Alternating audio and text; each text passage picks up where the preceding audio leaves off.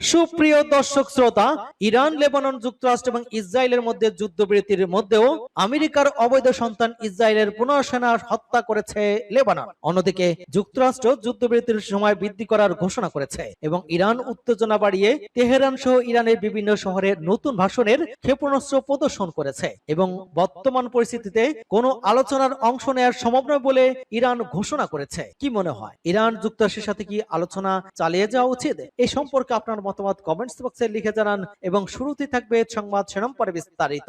Israel Lebanon যুদ্ধবিরতি উল্লঙ্ঘন, 15 ইসরায়েলের সেনা নিহত, আহত অন্তত 650, ইসরায়েলের স্বীকারোক্তি। আরো বিস্তারিত জানিয়ে দিব। ইরান যুদ্ধে 1200 প্যাট্রিয়ট এবং 1000 টমাহক শেষ করে বিপদের যুক্তরাষ্ট্র। এদিকে হরমুজ থেকে 2টি ইসরায়েল জাহাজ আটক করেছে ইরান। আরো থাকবে, ইরানের ক্ষেপণাস্ত্র হুমকি, যুক্তরাজ্য বলেছে সরাসরি হামলার ঝুঁকি নেই। যুক্তরাষ্ট্রের সঙ্গে বৈঠকের কোনো পরিকল্পনা নেই ইরানের।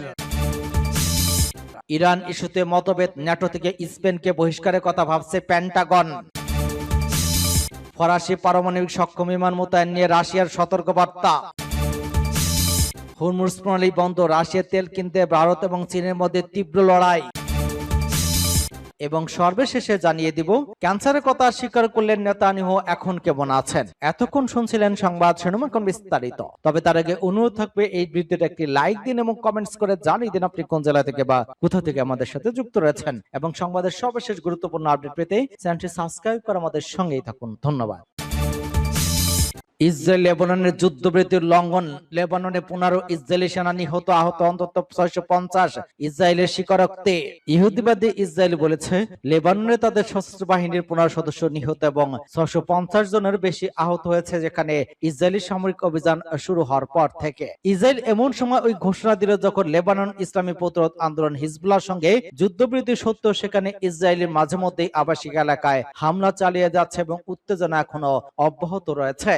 ইহুদিবাদী ইসরায়েল লেবাননের আবাসিক এলাকাগুলোতে হামলা চালিয়ে শত শত বেশিরভাগ লেবাননের নারী, পুরুষ এবং শিশুকে হত্যা করেছে। অন্যদিকে হিজবুল্লাহ ইসরায়েলের নানা শহরে 1000-এর বেশি ক্ষেপণাস্ত্র এবং ড্রোন হামলা চালিয়েছে।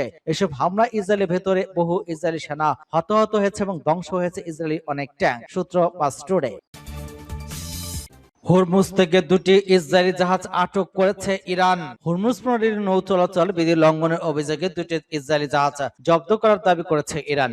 আটক জাহাজগুলোকে দেশটির আঞ্চলিক সমুদ্র সীমায় নিয়ে যাওয়া হয়েছে বলে জানানো হয়েছে।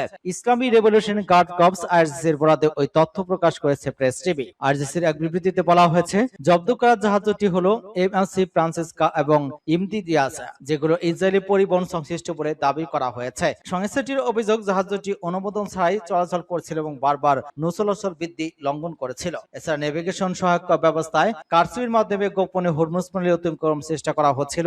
এটিকে সামরিক নিরাপত্তার জন্য ঝুঁকি বলে দাবি করে আইআরজিসি। গোয়েন্দা তথ্যের ভিত্তিতে জাহাজ দুটি শনাক্ত করে আটক করা হয় এবং পরে ইরানের আঞ্চলিক জলসীমায় নিয়ে যেয়ে সেগুলো পণ্য এবং নথিপত্র পরীক্ষা করা হচ্ছে। আইআরজিসি নৌবাহিনী সতর্ক করে বলেছে, হরমুজ প্রণালী দিয়ে চলাচলের ক্ষেত্রে ইরানের ঘোষিত নিয়ম লঙ্ঘনের যে কোনো চেষ্টা কঠোরভাবে মোকাবেলা করা হবে এবং সংশ্লিষ্টদের বিরুদ্ধে আইনানুগ ব্যবস্থা নেওয়া হবে।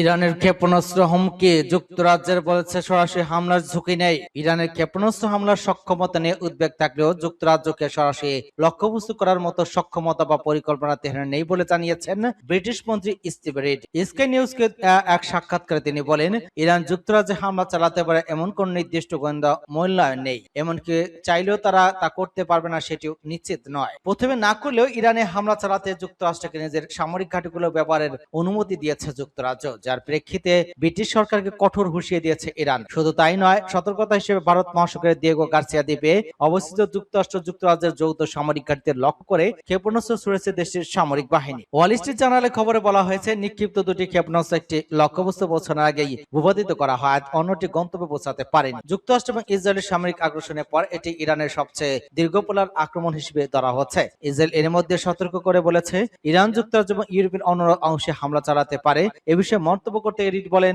এই বিষয়ে ইসরায়েলের কাছে জানতে হবে। তিনি জোর দিয়ে বলেন, যুক্তরাজ্য এই সংঘাতে জড়াবে না, তবে নিজের নাগরিক এবং স্বার্থ রক্ষায় প্রয়োজনীয় প্রতিরক্ষামূলক ব্যবস্থা নেবে। ব্রিটিশ প্রধানমন্ত্রী কিয়ার স্টিমারের সরকার শুরুতে যুক্তরাষ্ট্রকে ব্রিটিশ ঘাঁটি ব্যবহার করতে দেয়নি, কারণ হিসেবে এতে আন্তর্জাতিক আইন লঙ্ঘনের আশঙ্কা ছিল বলে জানায়। তবে পরে সেই অনুমতি দেওয়া হয়। যুক্তি হিসেবে বলা হয়, উপসাগরীয় অঞ্চলে মিত্রদের স্বার্থ রক্ষায় সীমিতভাবে সেই অনুমতি দেওয়া হয়। যুক্তরাষ্ট্রের সঙ্গে বৈঠকের পরিকল্পনা নেই ইরানের। পাকিস্তানের রাজধানী ইসলামাবাদে যুক্তরাষ্ট্রের সঙ্গে ইরানের কোনো বৈঠকের পরিকল্পনা নেই। সামাজিক যোগাযোগ মাধ্যম এক্সে দেয়া এক পোস্টে মন্তব্য করেছেন ইরানের পররাষ্ট্র মন্ত্রণালয়ের মুখপাত্র ইসমাইল বাগাই। তিনি লেখেন, ইসলামাবাদে ইরানের সব পর্যবেক্ষণ বক্তব্যগুলো পাকিস্তানের কাছে পৌঁছে দেওয়া হবে। এক্সে ইসমাইল বাগাই বলেছেন, ইরানের পররাষ্ট্রমন্ত্রী আব্বাস আরাগচি ইসলামাবাদে পৌঁছেছেন। তিনি পাকিস্তানের উচ্চপদস্থ কর্মকর্তাদের সঙ্গে বৈঠক করবেন। ওই বৈঠকটি মূলত যুক্তরাষ্ট্রের চাপিয়ে দেওয়া যুদ্ধবন্ধ এবং ওই অঞ্চলে শান্তি পুনরুদ্ধারে যে পাকিস্তানি চলমান মধ্যস্থতা এবং প্রচেষ্টার অংশ হিসেবে অনুষ্ঠিত হচ্ছে। সূত্র পাস্টোরে। ইরান ইস্যুতে মতভেদ, ন্যাটো থেকে স্পেনকে বহিষ্কারের কথা ভাবছে পেন্টাগন। ইরান যুদ্ধের সমর্থনে ন্যাটোর কিছু সদস্য দেশের অনীহা চরম ক্ষুব্ধ হয়ে যুক্তরাষ্ট্র তার মিত্রদের বিরুদ্ধে কঠোর শাস্তিমূলক ব্যবস্থা নেওয়ার পরিকল্পনা করছে। পেন্টাগন একটি অভ্যন্তরীণ ইমেইলের পদে রয়টার্স জানিয়েছে, মার্কিন সামরিক অভিযানে অসহযোগিতার কারণে স্পেনকে ন্যাটো থেকে সাময়িকভাবে বহিষ্কার করা এবং ফকল্যান্ড দ্বীপপুঞ্জের উপর ব্রিটেনের দাবির বিষয়ে মার্কিন অবস্থান পুনর্বিবেচনা করার মতো বিষয়গুলো এখন ওয়াশিংটন নীতি নির্ধারণ পর্যায়ে আলোচিত হচ্ছে। নাম প্রকাশ অনিচ্ছুক এক মার্কিন কর্মকর্তা জানিয়েছেন, ইমেইলে মূলত ইউরোপীয় মিত্রদের প্রতি যুক্তরাষ্ট্র গভীর হতাশা ফুটে উঠেছে। বিশেষ করে ইরান যুদ্ধের সময় মার্কিন বাহিনীকে ঘাঁটি ব্যবহার, আকাশসীমা ব্যবহার এবং অন্যান্য লজিস্টিক সুবিধা প্রদানে অস্বীকৃতি জানায় পেন্টাগন এই চরম পদক্ষেপের কথা ভাবছে। ইমেইলটি উল্লেখ করা হয়েছে, ন্যাটোর মতো জোটে থাকলে ন্যূনতম ওই সহযোগিতামূলক করা বাধ্যতামূলক। মার্কিন প্রেসিডেন্ট ডোনাল্ড ট্রাম্প ইতিমধ্যেই হরমুজ প্রণালী উন্মুক্ত করতে ইউরোপীয় দেশগুলোর তাদের নৌবাহিনী পাঠাতে ব্যর্থ হয় তীব্র সমালোচনা করেছেন। এমনকি তিনি ন্যাটো থেকে যুক্তরাষ্ট্রের থেকে বেরিয়ে যাওয়ার সম্ভাবনা নিয়ে ইঙ্গিত দিয়েছেন।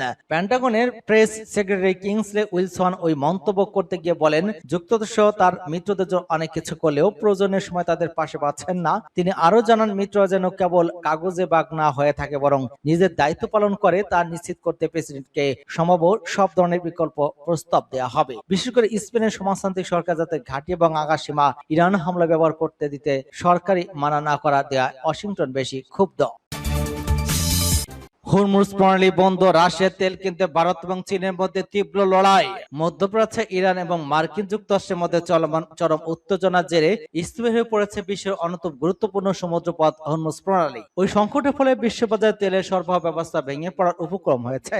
এমন পরিস্থিতি রাশিয়ার সস্তা তেল কিনতে এশিয়া দুই পরাশক্তি ভারত এবং চীনের মধ্যে শুরু হয়েছে নজিরবিহীন প্রতিযোগিতা। বিশ্বের মোট তেলের জ্বালানি প্রায় 20% পরিবহিত হয় হরমুজ প্রণালী দিয়ে। সম্প্রতি মার্কিন নৌ অবরোধ এবং ইরান যুক্তরাষ্ট্রের সংঘাতের কারণে ওই পথ দিয়ে তেলবাহী ট্যাঙ্কার চলাচল প্রায় বন্ধ হয়ে গেছে। ফলে মধ্যপ্রাচ্যে তেলের উপর নির্ভরশীল দেশগুলো এখন বিকল্প উৎসের সন্ধান মরিয়া। সিএনবিসির প্রতিবেদন অনুযায়ী এপ্রিল মাসে ভারত এবং চীন উভয় রাশিয়ার কাছ থেকে রেকর্ড পরিমাণ তেল আমদানি করতে চেষ্টা করছে। দুদেশেই এখন রাশিয়ার তেলের প্রধান গ্রাহক হয়ে উঠেছে। বর্তমান ভারত এবং চীন প্রায় সমান তালে রাশিয়ান তেল সংগ্রহ করছে।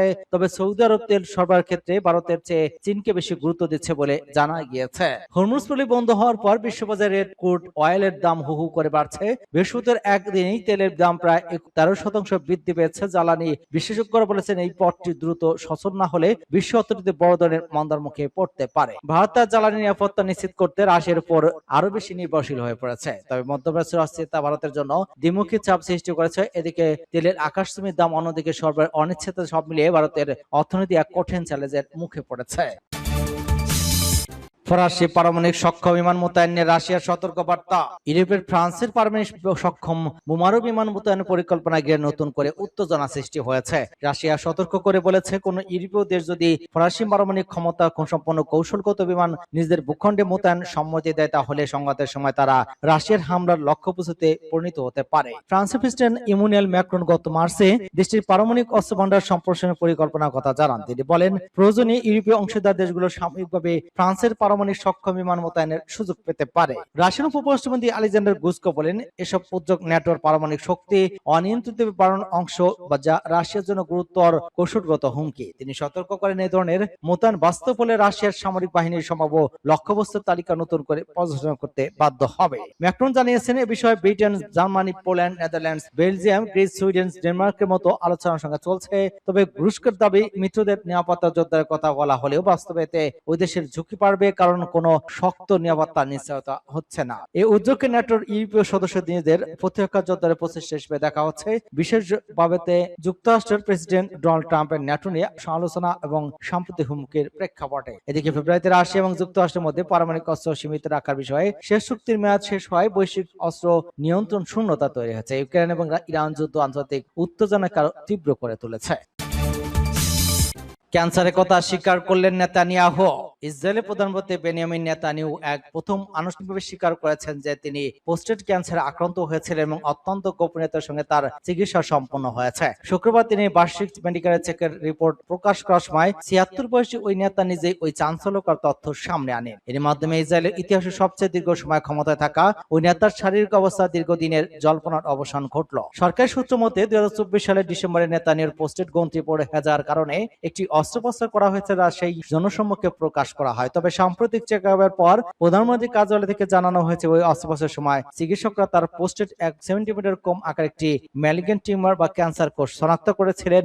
এই টিউমারটি অত্যন্ত প্রাথমিক পর্যায়ে ধরা পড়ায় এবং শরীরে অন্য কোথাও ছড়িয়ে না পড়ায় তা সফলভাবে অপারেশন করা সম্ভব হয়েছে।